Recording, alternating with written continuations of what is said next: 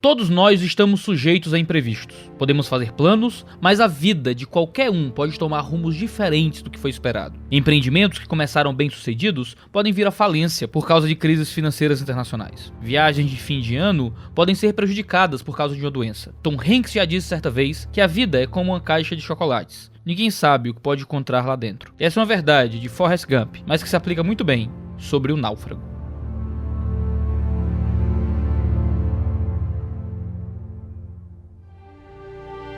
Chuck Noland é um empregado da FedEx, uma empresa de entregas de encomendas mundialmente conhecida. É basicamente um Correios que atende no mundo inteiro e que funciona. O filme começa nos mostrando uma entrega que saiu de um lugar afastado dos Estados Unidos e chegou na Rússia. Então nos mostra Chuck passando um treinamento para a filial da empresa naquele lugar. Vivemos ou morremos pelo relógio, diz Chuck, para mostrar como é importante ter planejamento e cumprir as metas que nos propomos. Chuck parece ser o tipo de pessoa que não faz nada sem planejamento. Ele é metódico, organizado e gosta que as coisas saiam do jeito que ele pensou. Ele parece ser também um homem que vive em função do emprego que tem. Durante uma ceia de Natal, ele recebe uma ligação e tem que viajar pela empresa. Médicos, empresários, pastores estão sujeitos a isso. Uma ligação pode mudar os planos que a pessoa tinha para o dia. Essa ligação de negócios, no entanto, termina em um desastre. O avião perde contato com a torre e sofre um acidente. Apenas Chuck sobrevive, para numa ilha deserta. Chuck, que estava acostumado com tudo agindo conforme os seus planejamentos, tem que aprender a se virar diante das intempéries e dos imprevistos da natureza.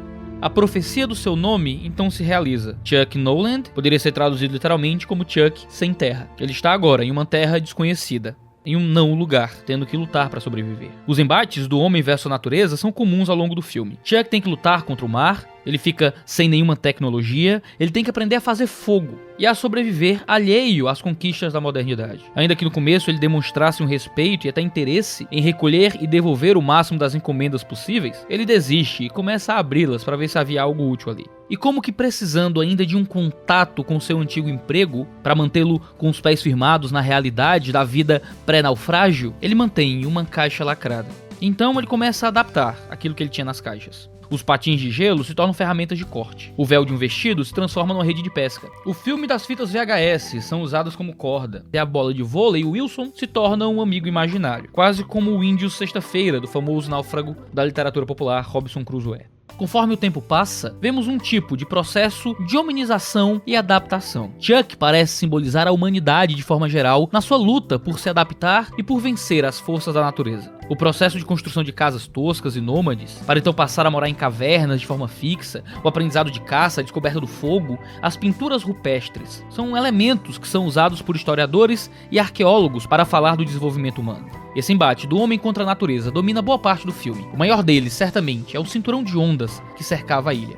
Mesmo tendo um certificado de velejador, as limitações da rústica jangada que ele poderia construir com troncos de árvore e o medo de ficar à deriva no mar impediam que Chuck escapasse da ilha. Por causa disso, Chuck aceita sua reclusão. Vive lá por 4 anos. Mesmo assim, a caixa que ele não tinha aberto continua inviolada. Apesar de tudo, ele ainda quer ser o funcionário da FedEx. Ele não quer esquecer quem ele era antes de tudo. Passado esse tempo, Chuck fica experiente em caça. Já está totalmente adaptado à ilha, perde a aparência civilizada que tinha e assume o visual de um selvagem. Eis que então, mais uma vez ocorre um imprevisto, e a maré traz um pedaço de um banheiro químico.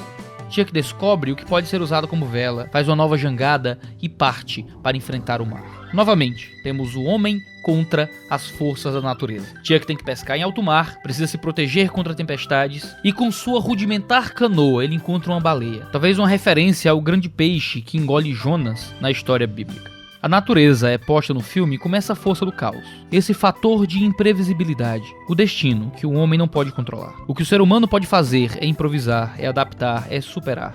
Chuck, o compulsível pelo horário, o que vive e morre pelo relógio, precisa lidar com o que é imprevisto. O acidente, a falta de tecnologia, a caça, o fogo, a moradia, o mar revoltoso. Estamos todos sujeitos a isso, a imprevistos, a acidentes, a mudanças bruscas no rumo de nossas vidas. Por mais que planejemos tudo, muitas coisas estão acima de nós, mostrando o tamanho da nossa limitação. Isso pode nos fazer pensar que o ser humano é só mais uma peça na engrenagem de um mundo incontrolável. O domínio que temos em determinados momentos e em algumas situações se desfaz no momento seguinte e no próximo desafio. A busca por tentarmos sermos senhores do mundo, dominando tudo à nossa volta, encontra frustração, porque existe uma natureza muito maior do que nós. O domínio do homem sobre a criação faz parte daquilo que Deus nos constituiu como seres humanos. O relato da Bíblia, em Gênesis capítulo 1, nos mostra que Deus delegou ao homem o domínio e a sujeição da coisa criada. Infelizmente, por causa do pecado. O domínio humano, que deveria ser a semelhança do regimento de Deus ao mundo, se tornou abusivo. A criação se tornou revoltosa. O domínio que deveríamos exercer deve ser o domínio divino, o domínio de um Deus que é bom para com o mundo.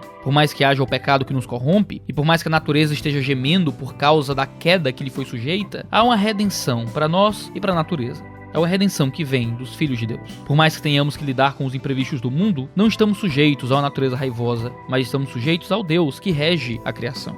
Chuck acaba vencendo o mar. Ele volta para sua cidade, Memphis, e descobre que a mulher com quem ia se casar está com outro homem e com uma filha. Ele foi dado como morto e ela seguiu para além do luto. Mesmo fora das ilhas, o imprevisto ainda acontece. Chuck mudou e aprendeu algumas coisas.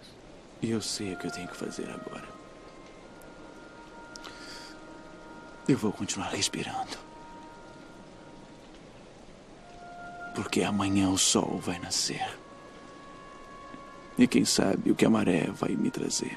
A vida tem tristezas, mas também tem alegrias. As decisões que levam à vitória podem terminar no choro de uma derrota. Estamos alheios às circunstâncias que estão fora de nosso controle, e a vida cobra que aprendamos a lidar com isso. Há uma segurança de um Deus soberano que, apesar das circunstâncias ruins, conduz tudo para aquilo que é bom. Ele faz todas as coisas cooperarem para o bem daqueles que o amam. Nós não estamos simplesmente sujeitos a marés. Somos responsáveis por tomar decisões e controlar coisas que Deus nos dá para isso. Mas quando estivermos náufragos nos mares das incertezas, quando estivermos lutando contra terrenos impetuosos, o que é cobrado de nós é que continuemos respirando, continuemos vivendo, continuemos dominando a criação. Afinal, quem sabe o que a maré de Deus pode nos trazer.